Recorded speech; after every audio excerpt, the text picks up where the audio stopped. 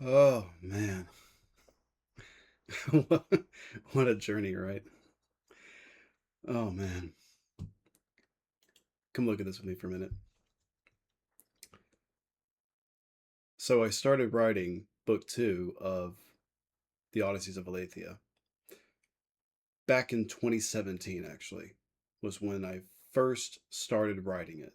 I had gotten just a few hundred words into it, about nine, I think 900 in total, and sometime after that, I put it on pause and wrote it every now and then. Spent the time perfecting book one and its audio podcast, its theatrical audio podcast, which many of you have already listened to. And at the very end of the last chapter of that, I got so many DMs from you guys on Instagram, and they were the most touching, uh, just beautiful posts that that I've received, and they they're all about when's book two coming out. That was like that was like the main thing. When's book two coming out? I had a few more in there as well, asking questions about writing, which I'm very honored that you guys actually would reach out and ask me these things. And to be honest with you, it was kind of at a place where I started writing book two, picking it back up anyway on March 24th. And along the way, eventually, I started doing this on my website.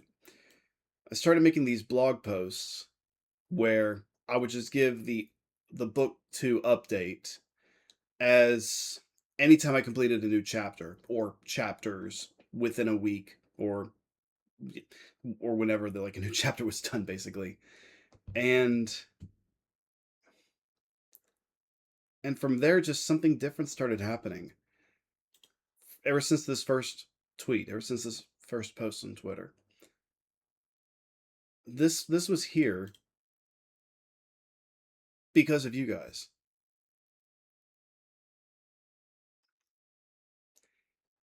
I was trying to get that ball rolling. I had so much going on in my life at the time, and I had to pick back up book two, and like it's like just kind of get back into the swing of it, and it felt so weird. It felt so weird to start writing, and getting back into the mindset of Virginia, and also now with Tiffany as well, and all these other characters, and oh,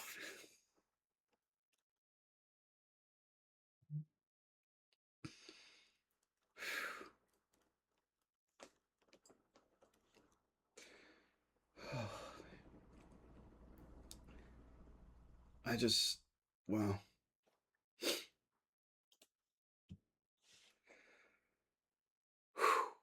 Man, it was just so emotional just to see their faces again in my mind and to get back into them again. It's kind of like if you've ever written a book before, when you write these characters, they're usually based off of different parts of yourself or people in your life that have inspired you. Um, and just to kind of pick them back up again and carry them on to the next point, man, I have to thank you guys a lot for that because a lot of that was because you kept sending me all those DMs saying, "Hey, when's book two coming out? Hey, I really want to read book two. Can you please tell me when book two's go? Can we get it on paperback and Kindle first and do the audiobook thing later?" It's just which I really appreciate, by the way. Thank you. um, but yes, so as I've mentioned on Instagram not too long ago, book two is completed. The first draft that is. But since I posted that blog in May, from May 20 on May 25th, 2025, I just started pushing myself harder and harder and harder to write. Of course, the Twitter post as well. Like that I've been writing up to that point. But it was like somewhere in there, right when I started blogging it more, and of course it's been for ages since I've actually posted a blog. I need to do it again. I apologize for that.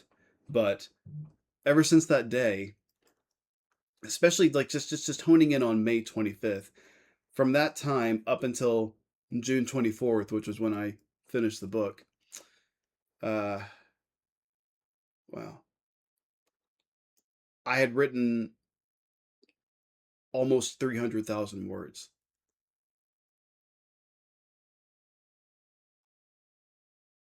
In just about 14-ish months. So, to give you the total word count, book two of the Odysseys of Alaythia is 413,268 words. To give you reference, book one is 202,000 words long. So if you are asking what does that look like page count wise, um, take the book. It's right behind me actually.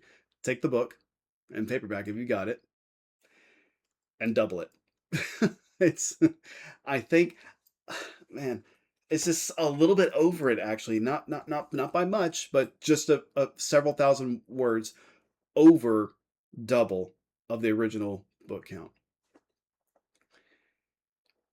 And to be honest, a lot of those words, 25% of them roughly, were written in the past few weeks.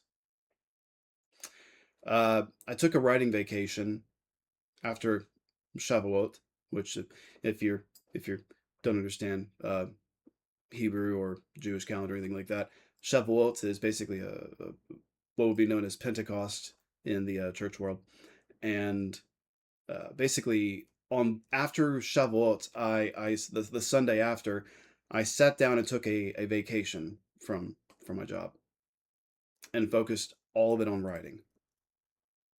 I had a little bit of recreational activity in there as well. Spent a little bit of time with some friends, but the whole purpose was just to write. And in those 7 days of writing, I was able to write, by the grace of God, 35,175 words. The week following that, I was able to write a little over 7,000 words, 7,437 to be exact. And then something interesting happened that around that week. So one of my things I focus on in my life is mixed martial arts. I do Krav Maga and Brazilian Jiu Jitsu, and one day I messed up. I uh, I gave myself a bit of an ear injury. Actually, is what it was. I had a case of cauliflower ear, which, if you don't know what that is, basically it's where there's a blood clot in your ear, like it can be anywhere in your ear, and uh, the blood flow starts to fill back up into your ear, and it separates the skin from the cartilage. And the only way to really treat it is to lance it with a syringe, drain out the blood, and then you put something on it to force the skin back down to the cartilage. So you guys may have actually remember me wearing these when I made those Instagram videos. These are magnets, and I would wear them in my I would wear them in my ear like this. Yeah. So if you're ever looking at me, some of the Instagram reels I was posting, and you're like, what is that in his ear? He's like, no, I was not wearing an earpiece. No, I did not gauge my ear, and no, I was not trying to contact the mothership. I was trying to help out a case of cauliflower ear. It was really interesting because at that time I was starting to put down a few things in my life to spend more time focusing on writing, because I felt this sense of urgency in my spirit that I needed to get this done, and it would not rest. You know, like how when God's spirit just kind of he grabs hold of you and he's trying to pull you in this direction, but you're not listening. So he pulls you harder and he pulls you harder, and then finally you give in. And for me, it was so funny because what happened was that I got the ear injury, I got it drained out, and then I went back, made it worse because I didn't let it heal in time, like how everyone told me I was supposed to do, and and including Google. And then I what was I going to say?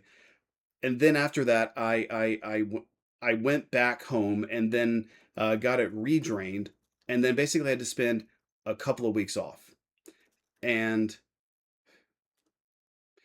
during those couple of weeks were the weeks that I had nothing to do except write.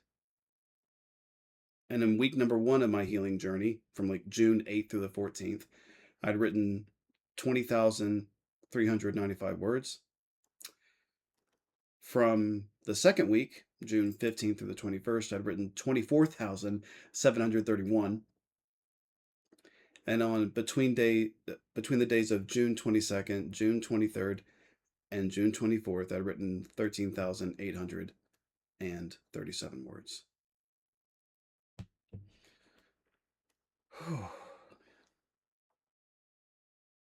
It was really challenging.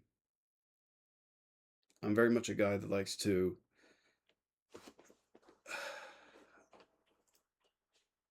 I don't like to quit. I don't like to give up. It's really hard to get me to do that, hence me making my ear worse by not resting when I should have. um, but but during that time, it was almost like God was trying to say, "Hey, I need you to listen to me. I need you to focus on this. All these other things in your life are great. They're amazing. But I need you to pause them and allow this, your writing, to download faster, to go faster, have more bandwidth, so that way you can focus more hours on writing and completing this book."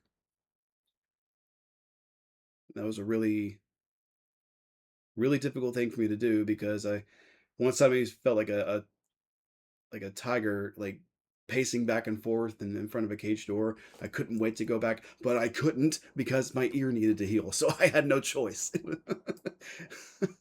So anyway, during that time though, by the grace of God, I was able to write a grand total of 101,611 words.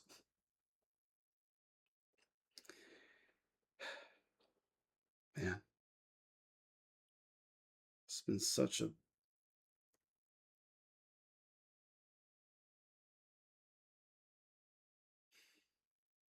it's been such a journey.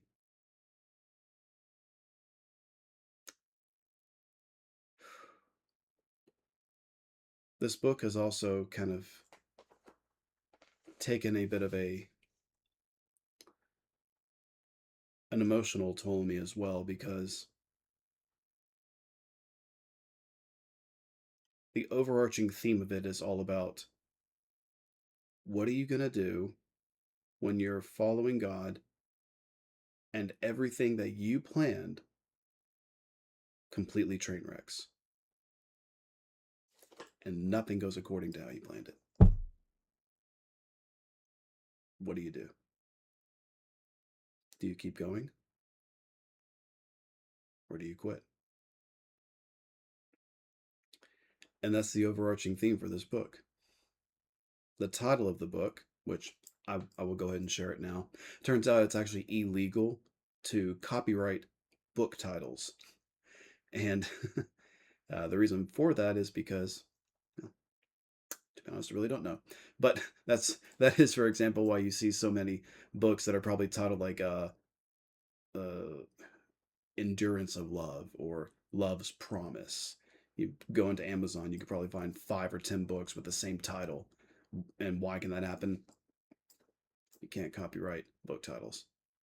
You can copyright the work that's in the book, but you cannot copyright the book title itself. So the book title for book two is "Those Stars Are Veiled." And it comes from a line in the book, which is, though stars are veiled and sunlight hidden, there remains a sign of hope, a light that chooses to stay within, or to remain within. And it speaks of the overarching theme of the book, which is, if everything goes awry, nothing goes according to plan, and you just find yourself stranded and abandoned almost, are you going to still keep going, knowing that there's someone more powerful than you that is not surprised by anything you've gone through? And in order to do that, in order to write this book, I had to go through and revisit some painful things that have happened in my past, in the past few years, in the past several years. Because, like many people, I've been there. Decisions that weren't even mine, decisions that were made by others, but because they made those decisions, everything just came to a crashing halt. Are you still going to keep following God when everything crashes and comes to a complete halt?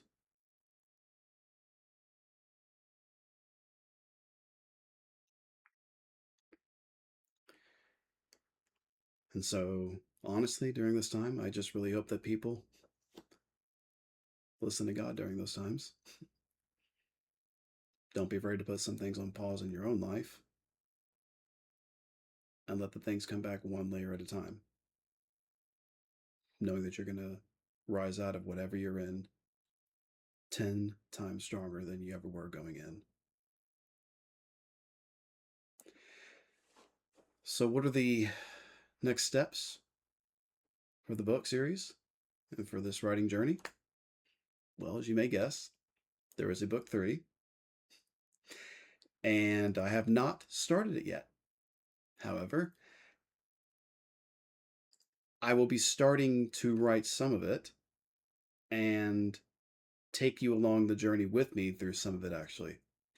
My passion for a long time has been to vlog and do content creation, but around specifically the writing process and my writing process, and bringing you along with me and letting you experience writing the book with me as I kind of go through a bit of an urban exploration, if you will, writing bits of the book here and writing bits of the book there. Obviously, I won't be able to take you through every single word that I write and video that. That's not what I'm talking about. But I like to make you a part of it as I write it and invite you into that process and go on a fun adventure with you.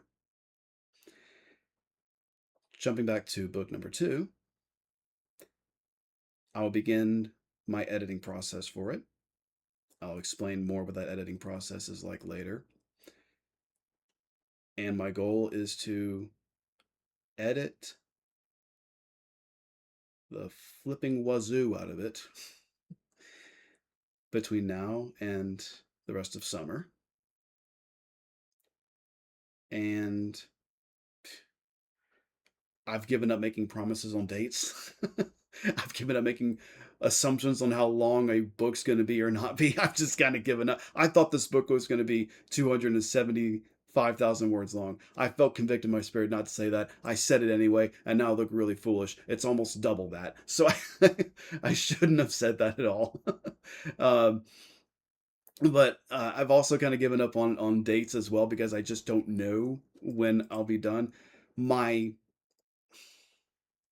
hope is that I will have something for my beta readers, which are local here to where I live, and have read book 1 and helped me critique that. I would like to get the book into their hands.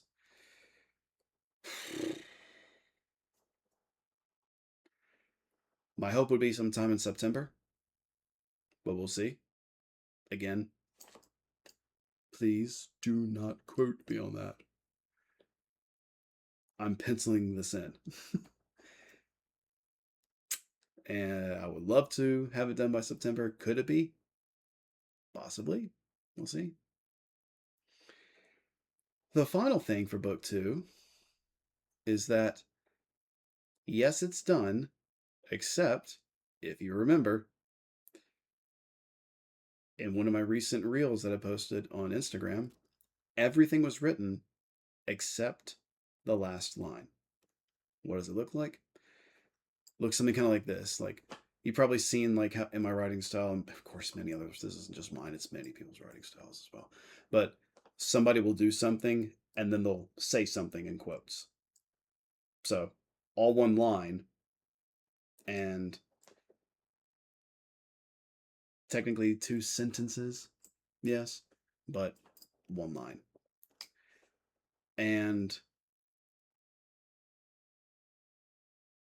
I'm not writing that just yet on purpose, because I started writing book two years ago in another country, a country that I was visiting to do volunteer work in, a country that's very near and dear to my heart. And because I wrote the first words there that broke the ground for book two, my plan is to return there, go to hopefully, the exact same city, the exact same building, the exact same floor, and hopefully the exact same room that I wrote the first words in. And in that room, I hope to write the last line, where it all began. So, kind of a tall order, and I will be taking you along that journey with me, providing that everything goes according to plan, and that God opens those doors, and hope to finally bring it to a big conclusion for a country that, in my opinion, needs to hear more hope in this world than the condemnation that they've been getting. And I hope that that blesses them.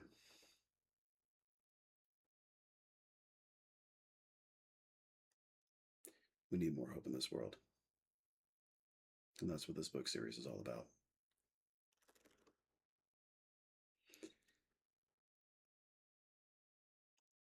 So, that being said, consider this the first of many YouTube videos that I'll be making. I really would love it if you would like and subscribe, especially if you're an author who is wanting to know more about the writing process. And if you're just someone who likes to read my works, I'm happy that you're here. And I hope this is going to be kind of a way that you can be a little closer to the process itself. And now we get to share this with each other. So, take care, and God bless. Lite